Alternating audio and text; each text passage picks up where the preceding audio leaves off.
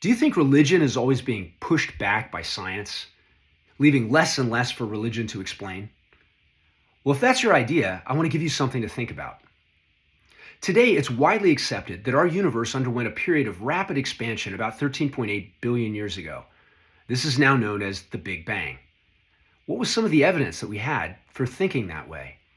Well, when cosmologists and astronomers looked out at the galaxies, they found that their light spectra were shifted into the red region. What that meant in simple terms was that these galaxies were moving away from us. Not only were they moving away from us, but they were moving away from each other.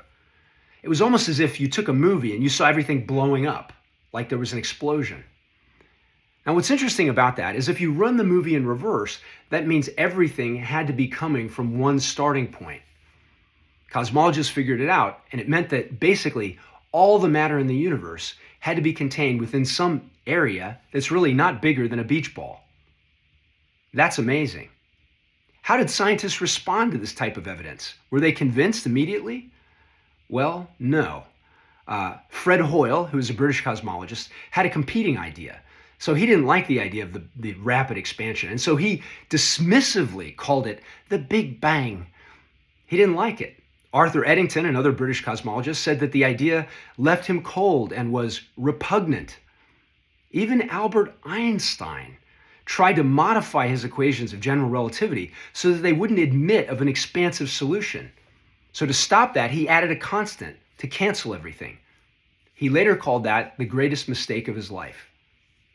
And finally, in about 1989, John Maddox, who's the editor of the most prestigious scientific journal, Nature, wrote an editorial called Down with the Big Bang, basically arguing that this idea is no more scientific than biblical creation. A few years after that editorial, in 1992, came the results from the Cosmic Background Explorer satellite, which basically recorded the echo of the Big Bang. It ended the debate. That's why everyone accepts this idea now.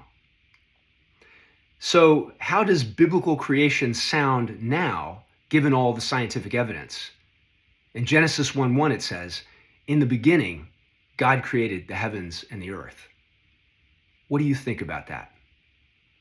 Let me know your thoughts in the comments below.